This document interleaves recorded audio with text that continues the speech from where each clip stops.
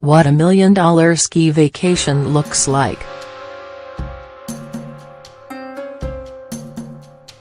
Splurging $1 million on a ski trip may seem implausible, but it can be done with ease, if you've got the cash to splash, of course.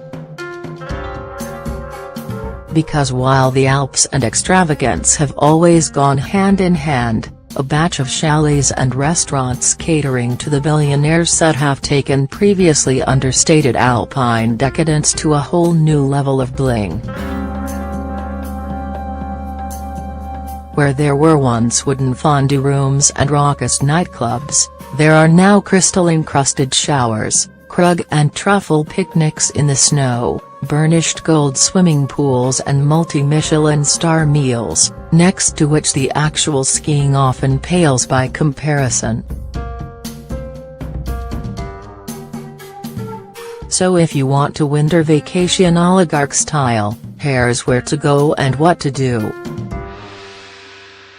At Chalet N, one man is seemingly employed with the sole responsibility of grating thick slices of truffle onto every passing plate at breakfast, lunch and dinner. Extravagant, yes.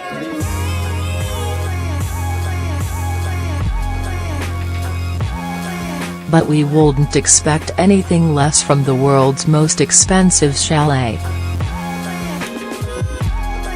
Set on the slopes of Oberlich, the 10-bedroom lodge costs up to $700,000 a week to rent, which means guests expect stratospheric levels of luxury.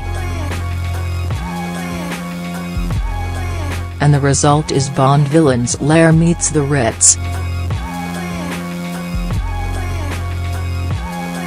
There is a vast subterranean pool lit by crystal chandeliers and flanked by 1970s-style vibrating water beds. Next door is a Swarovski-encrusted spa, where therapists are on hand to massage away any aches and pains. In touching distance of the slopes, there are 2 outdoor hot tubs surrounded by candles and iced champagne from dusk until dawn. Martinis are drunk in the mirrored 1920s bar or on the outdoor balcony under the dead weight of multiple fur rugs, while chefs will prepare whatever tidbits take your fancy 24 hours a day. And as for the skiing, well, there is a lift that whips you straight from the plush boot room and onto the slopes. Placing your foot in a damp, chilled ski boot is enough to put you off snow for life. So thankfully there's someone to warm your shoes, and tie your laces at Cheval Blink, which is run by French luxury goods company LVMH Moet Hennessy Louis Vuitton. With 34 rooms and a staff-to-guest ratio of nearly 4:1, it aims to offer almost maternal levels of service, serving tea exactly how you like it, running your bath while you're still skiing and leaving your favorite flowers by the bed. Although this is a high-fashion French version of motherly love. Karl Lagerfeld commissioned the photographs on the walls, and downstairs there is a Louis Vuitton boutique and a Givenchy snow spa. And she likes to feed you, think bouillon of gold flakes, and bread made with truffles at Yana Calino's 3-star Michelin restaurant La 1947. Staying at Chalet Marco Polo is like being thrust onto a film set with an unusually high budget, and nowhere is that more apparent than its gold leaf swimming pool.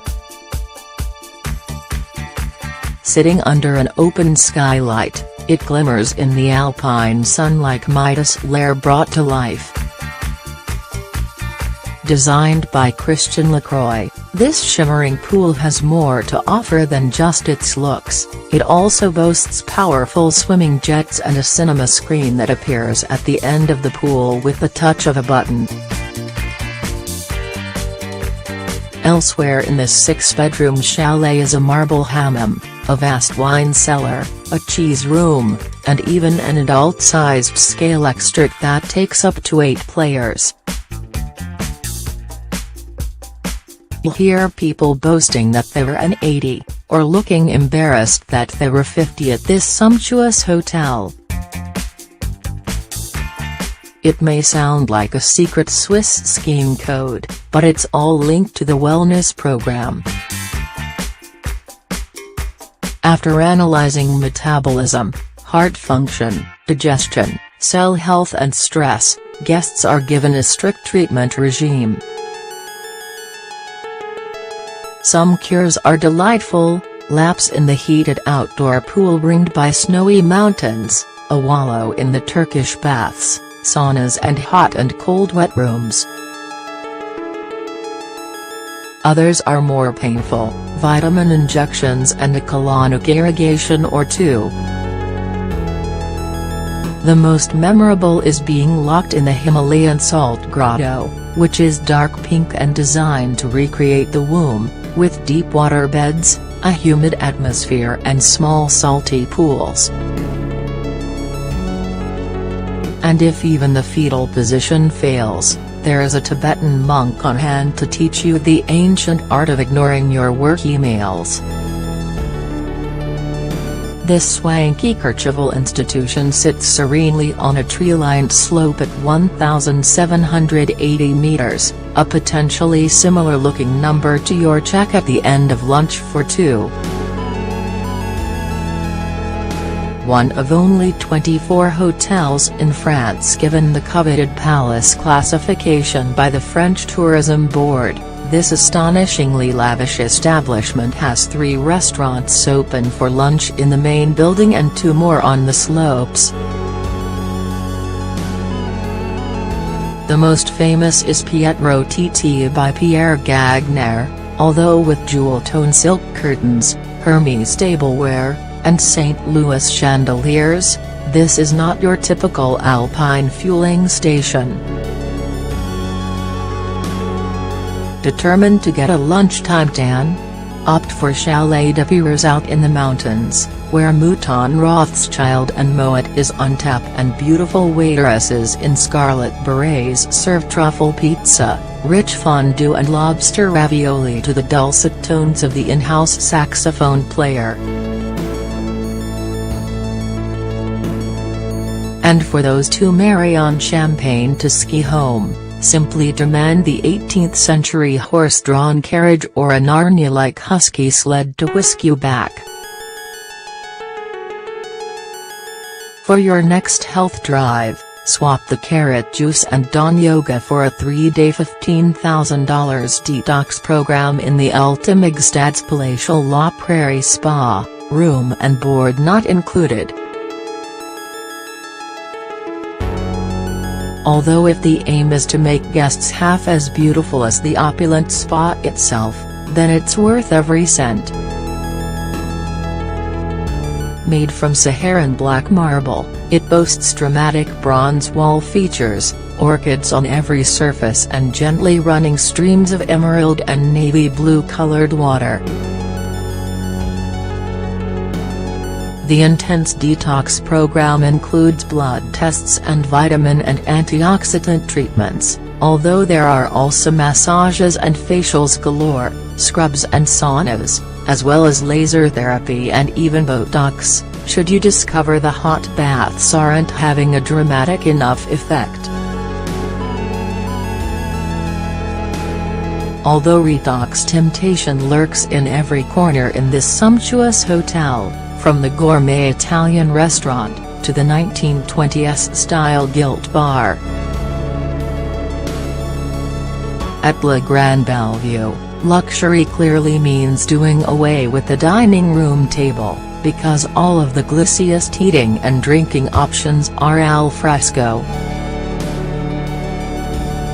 You can stop off at one of the quaintly lit glue stations on your way back from the slopes and warm up with a goblet of hot, spicy wine. For dinner, why not take a horse-drawn carriage ride through silent snowfields, champagne glass in one hand and caviar toast in the other, en route to a secluded farmhouse for a private dinner of truffled fondue. Or you could have your picnic in the traditional four-seater wooden champagne cellar, where you'll be offered unlimited krug, fondue, and, somewhat unexpectedly, an array of sushi, made by your very own Japanese chef.